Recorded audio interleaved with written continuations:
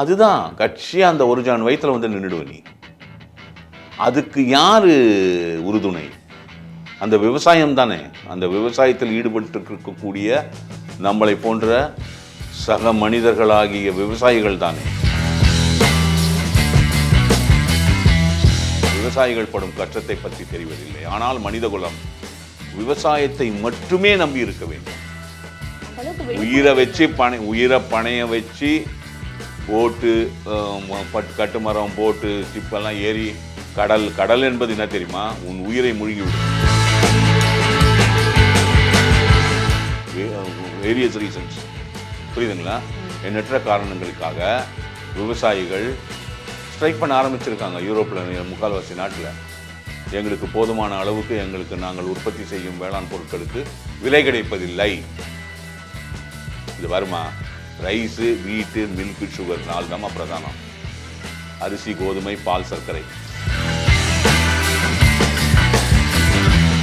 போதுமா? இருங்க, நகரப்புறங்களில் நல்லா வேலை செய்கிறவனுக்கு கொடுக்கணும் அப்படின்னு பார்க்குறாங்க. நல்லா எனக்கு 50 ஏக்கர் நிலம் வச்சுக்கிறேன், 2 டிராக்டர் வச்சுக்கிறேன், பிரம்மாண்டமான வீடு வச்சுருக்கிறேன், நிறைய வருஷத்துக்கு 20 லட்சம் சம்பாதிக்கிறேன் விவசாயத்தில், எனக்கு பொண்ணு கொடுக்கறதுக்கு ஆள் இல்லை.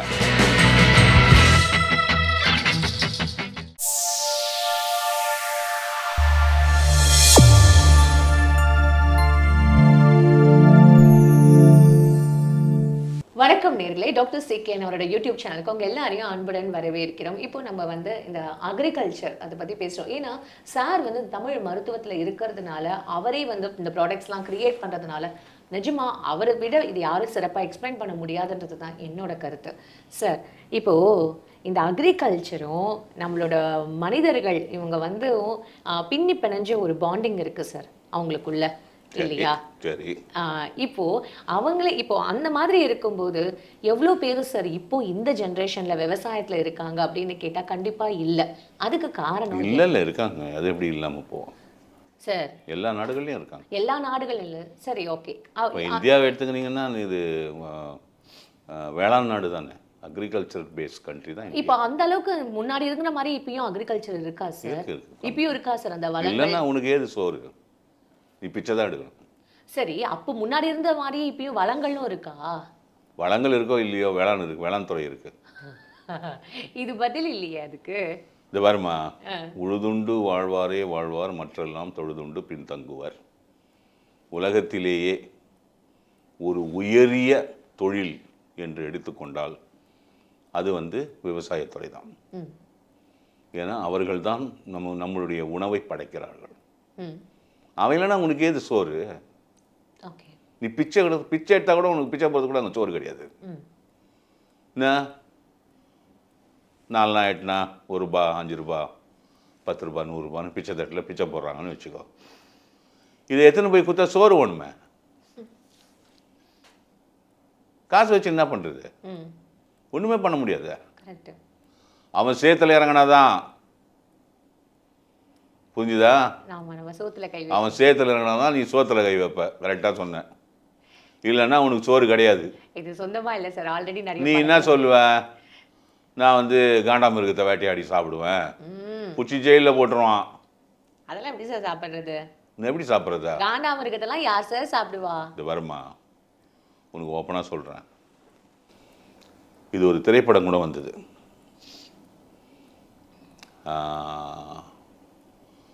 ஒரு சிவிலியன் ஏர்கிராஃப்ட் டிரான்ஸ்போர்ட் ஃப்ளைட் பழுதடைந்து கோளாறாகி பறக்க முடியாமல் விழுந்துடுது. எங்கன்னா ஆல்ப்ஸ் ரீஜனில், மலையில், ரொம்ப உயரத்தில். ஆல்ப்ஸ் ரீஜன் ரொம்ப பெருசு. கொஞ்சம் பேர் செத்துடுறாங்க, கொஞ்சம் பேர் உயிரோடுக்கிறாங்க. ஒரு 13 பேரோ 23 பேரோ உயிரோடுக்கிறாங்க. என்ன பண்ணுறதுனே தெரில உங்களுக்கு. எங்கே போவ நீ? எங்கேயோ மலை மேலே பயங்கர ஆல்டிடியூட்ல இருக்கிற, இறங்கி வரவனா எப்படி வருவ? சோறு கூட. இப்போது என் கூட என்னுடைய ஃபேமிலி மெம்பர்லாம் செத்துட்டாங்கம்மா, நான் உயிரோட இருக்கிறேன். எப்படி இருக்கும் எனக்கு? அந்த பணமும் அங்கே இருக்குது. ஐஸ்னால பணம்லாம் கெட்டு போகல. 73 நாள் சர்வே பண்ணுறாங்க. ஓகேயா? சரி. ட்ரேஸ் அவுட்டும் பண்ண முடியல. அவங்கள எங்கே இருக்காங்கன்னு தெரியல. அப்போது என்ன ஆகுதுன்னா அதில் இருந்த கொஞ்சம் சாக்லேட்ஸு தண்ணி என்ன கிடச்சிதோ அதை வச்சு கொஞ்ச நாள் இருக்க முடிஞ்சுது. அப்புறமா இந்த பாட்டெல்லாம் ஒரு கொஞ்சம் வளைச்சி கிளச்சி ஒரு வெசல் மாதிரி பண்ணி ஐஸெல்லாம் போட்டு வெயில் வரும்போது காமிச்சு உருக்கி தண்ணி குடிக்கிறது இந்த மாதிரிலாம். ஒரு ஸ்டேஜுக்கு மேலே போன உடனே சர்வைவல் முடியல. அந்த அலுமினியம் ஷீட் வச்சு அந்த செத்து போனவங்க தொடையில் இருக்கிற ஃப்ளெஷெல்லாம் கட் பண்ணி சாப்பிட்டான். ஆமாங்க, சர்வைவல் வந்த அப்புறம் என்னம்மா இருக்குது? Survival is an instinct. ஓகேயா? இது ஏன் நான் உனக்கு சொல்கிறேன் அப்படின்னா, அந்த உயிரோட அன்னம் ஆகாரம் உயிருக்கு உறுதுணையாகும்னே கொடுத்துட்றாங்க. அன்னம்னா சோறு, நீ சாப்பிட்டு தான் ஆகணும், வேறு வழியே கிடையாது. அதுக்கு உனக்கு வேளாண் துறை இயங்கி தான் ஆகணும். இன்றைக்கி இருக்கிற நிலையை மட்டும் எடுத்துப்போம், பின்னால் என்ன நடந்தது அதெல்லாம் விட்டுடுவோம். இன்றைக்கி நம்ம நாட்டை மட்டுமே ஒரு உதாரணமாக எடுத்துப்போம். நம்ம 140 கோடி மக்கள் இருக்கணும், எல்லார் வீட்லேயும் சோறு பொங்கி ஆகணுமே. வடநாட்டில் எல்லார் வீட்லேயும் சப்பாத்தி தட்டி ஆகணுமே. இதுக்கு என்ன பண்ண போகிற நீ? ஒன்றுமே பண்ண முடியாது. வேளாண் துறை அவன் அந்த அந்த விவசாயி போய் வேலை செஞ்சால் தானே. அதாவது மனித குலம் இந்த உலகத்தில் உயிர் வாழும் வரை, ஓகேங்களா, இந்த வேளாண் துறை என்பது அது மட்டும்தான் மனித குலத்தை தழைத்தோங்கி வாழ வைக்கும், வேற கிடையாது. நீ இன்னும் ஒன்றா கம்ப்யூட்டர் பண்ணு, செல்ஃபோன் பண்ணு, ராக்கெட் விடு, சந்திரனில் போய் டான்ஸ் ஆடு, இன்னும் ஒன்றா பண்ணு, சோறு என்ன பண்ணுவேன் சோத்துக்கு? இந்த சினிமாலெலாம் டைலாக் வருமே, இந்த ஒரு ஜான் வயிற்றுக்கு தான் நாங்கள் கஷ்டப்படுறோம். அதுதான் கட்சியாக அந்த ஒரு ஜான் வயிற்றில் வந்து நின்றுடுவ நீ.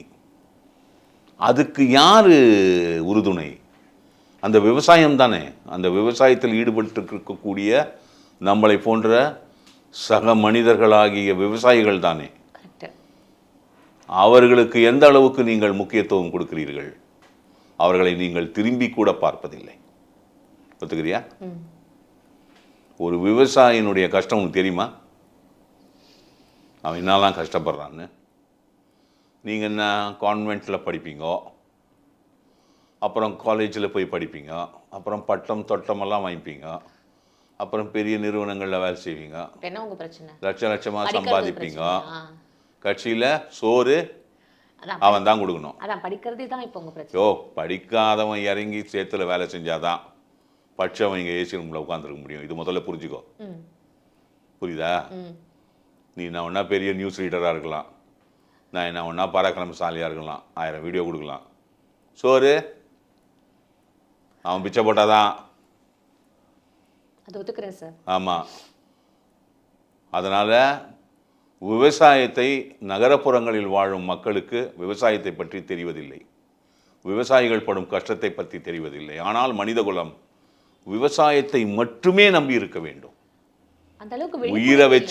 உயிரை பணைய வச்சு போட்டு, கட்டுமரம், போட்டு, ஷிப்பெல்லாம் ஏறி கடல் என்பது என்ன தெரியுமா? உன் உயிரை முழுங்கிவிடும். ஞாபகம் வச்சுக்கோ. ஒரு கடலுக்கு ஒரு மீன் பிடிக்க போகிறான்னா அவன் உயிரோட திரும்பி வருவானா வரமாட்டான்ன்றது வந்த பிறகு தான் உறுதி செய்யப்படும்.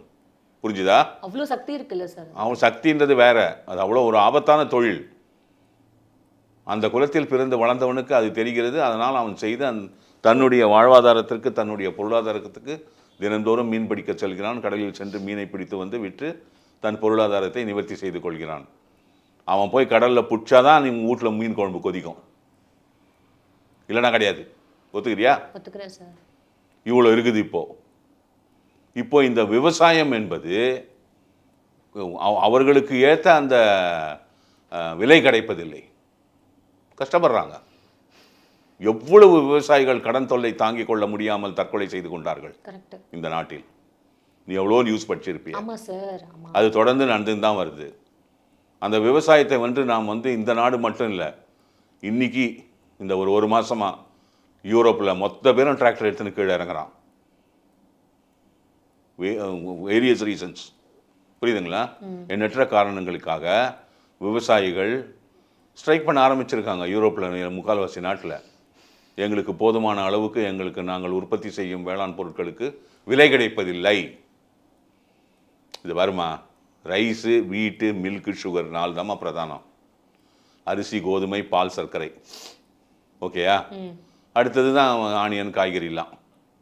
இந்த அரிசி, கோதுமை, பால், சர்க்கரை இது எப்பவுமே எல்லா நாடுகள்லையும் அரசாங்க கண்ட்ரோலில் இருக்கும்.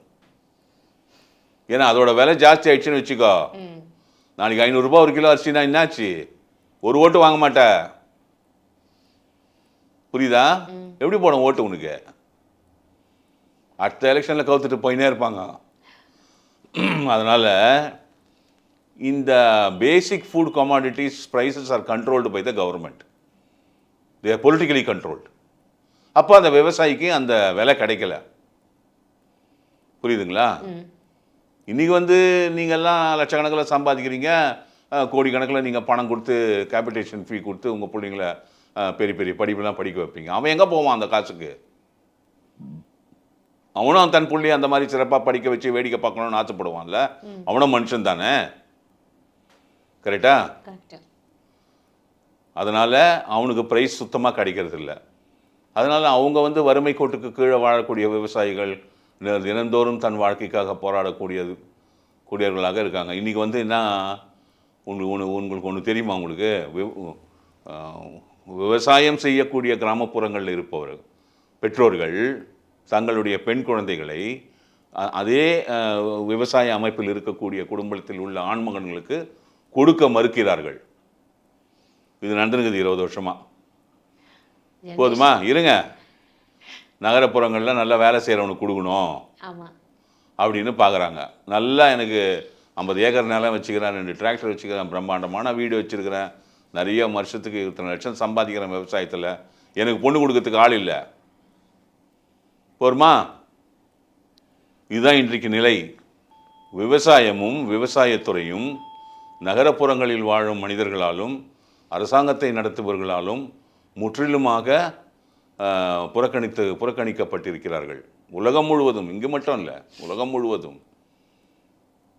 அது நமக்கு எதிர்காலத்தில் நன்மையை கொடுக்காது. ஓகேங்களா?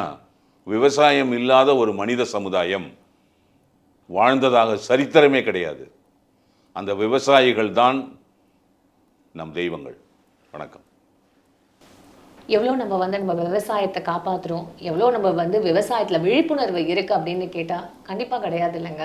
எவ்வளவோ படங்கள் வரட்டுமே, எவ்வளவோ விஷயங்கள் நடக்கட்டுமே நம்மளை சுற்றி, நம்ம அதெல்லாம் பெருசாக கண்டுக்கிறது இல்லை அப்படின்றது தான் நானும் புரிஞ்சுக்கிட்டேன். இன்னும் அடுத்த சுவாரஸ்யமான எபிசோடில் உங்களை மீட் பண்ணுறேன். உங்களிடமிருந்து விடைபெறுவது உங்கள் அமிர்தா.